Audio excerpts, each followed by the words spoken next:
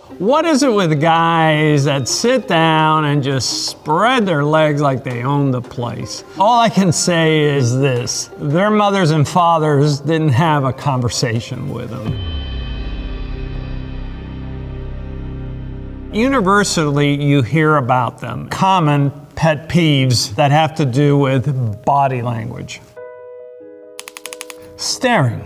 What we call staring here in the United States may not be considered staring in other cultures. For instance, in New York City, we're allowed to stare at each other for about 1.28 seconds. That's been measured, it's been well studied. But in the Middle East, that may be extended to anywhere from 4 to 6 seconds.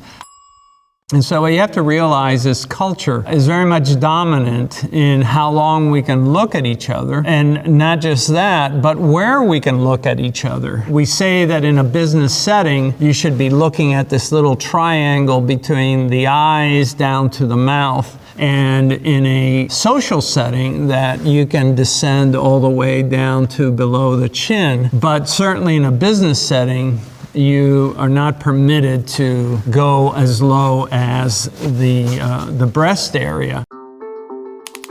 Pacing. Some people are pacers, waiting for the baby to be born, or they're waiting for the next flight, and they are moving back and forth. What happens is the fluid inside our ears, as we move, those little hairs that are inside are sensitive to the movement of that fluid. And this is why we rock a baby to sleep. That rocking motion is then transferred as adults into walking behaviors. And under stress, that helps us to calm down. One of the things that happens when we pace is that we compel the feet to touch a surface over and over again. That in and of itself creates a form of novelty. The gastroc muscles of the legs, the calf muscle, is also known as the second heart. When it squeezes, it's forcing blood up. This is beneficial for thinking because now you have both the real heart and the secondary heart both working together to force that blood upwards. So there are actually some benefits to this, and a lot of creative people find themselves pacing because it contributes to that process. The bad handshake.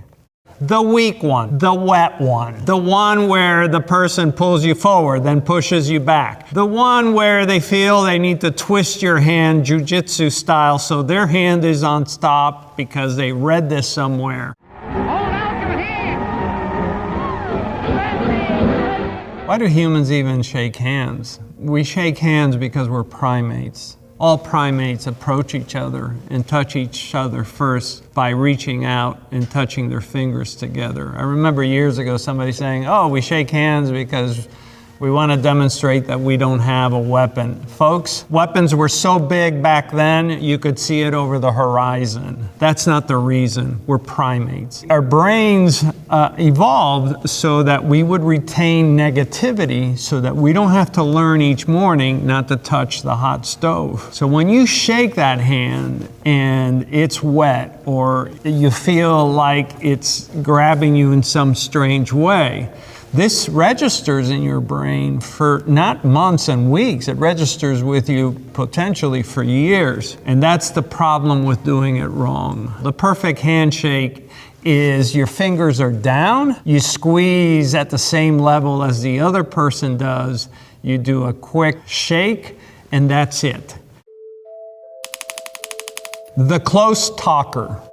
All of us have different spatial needs. Now, some of it comes to us from culture. So New Yorkers will stand closer to each other than, let's say, someone from the Midwest. But it can also be personal. I come from a culture where we like to stand close together, but personally, I like to keep people 3 or 4 feet away. So one of the ways to avoid violating space, which makes people uncomfortable, causes psychological discomfort, is to, when you first shake hands, you reach in and you shake the hand. And rather than just remaining there, take a little step backward and assess what the other person does. And one of the things you'll find is if both of you take a step back, then both of you need that little bit of extra space. If the person moves towards you, then perhaps they come from a culture or they have a preference for standing closer. And in that case, what you may want to do is just angle your body a little bit so you don't feel like they're as close to you as they may be. Touch phobia. There's just some people that have this habit of they've got to touch. They got to touch your arm, they got to touch your shoulder as they're talking to you. They squeeze you to emphasize and so forth. And let's face it, some people just don't want to be touched.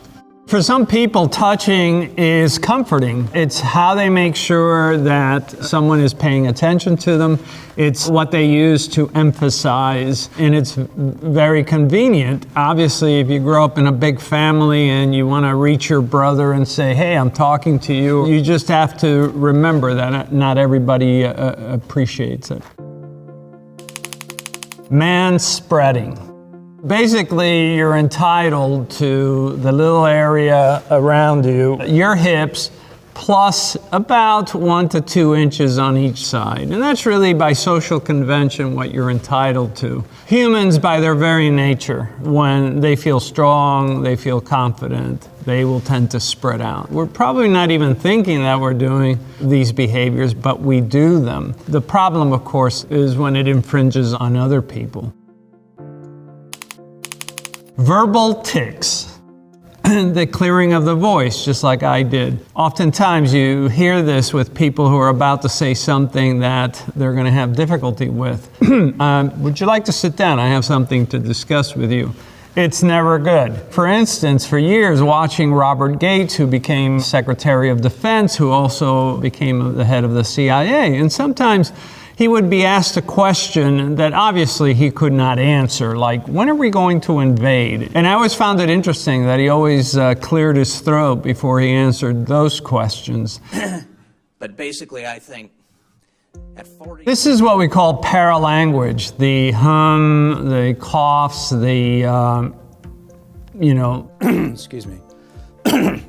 Vocal tics, just like a muscular tic, is the body's way of creating psychological comfort in some way. And I think it's just a matter of checking ourselves and saying, is this a distraction? One of the easiest things that you can do is just videotape yourself while you're doing 5 minutes, 10 minutes of a speech, and have somebody look at it and correct you and say, you keep looking down or you keep clearing your throat. We all have these things. It's not about perfection. It's about improving whatever we have. And if it's these little things, these are easy to work on. Eye rolling. To roll your eyes is to show both contempt and disdain. Disdain is tolerable, but contempt isn't, because contempt is always hierarchical. You're putting somebody ahead and somebody down, and that's just not acceptable. Foot tapping, finger tapping, pencil tapping. Anything like finger tapping, pencil tapping, or leg bouncing, it really helps us to pass the time. It helps us to deal with any situation in the moment where maybe things have slowed down, we're waiting, and so we use these repetitive behaviors to self-soothe. Why are repetitive behaviors so soothing? Our brain always needs to be pacified. Even as embryos, we suck our thumbs. Repetitive behaviors by compressing and releasing the muscle or articulating the joint causes signals to go to the brain that serve to calm us and to soothe us. Why do we have pet peeves? And why is it that some things that I like, other people don't like? Our species is very complex. The human brain is the most complex thing in all of the cosmos. And we have preferences. And if you don't believe me, just walk down the aisle and see how many kinds of toothpaste there are. We are very specific as to the most minute of things that we prefer. When we see something that is outside that envelope of preference, then it becomes an irritant, which is both social, cultural, and personal.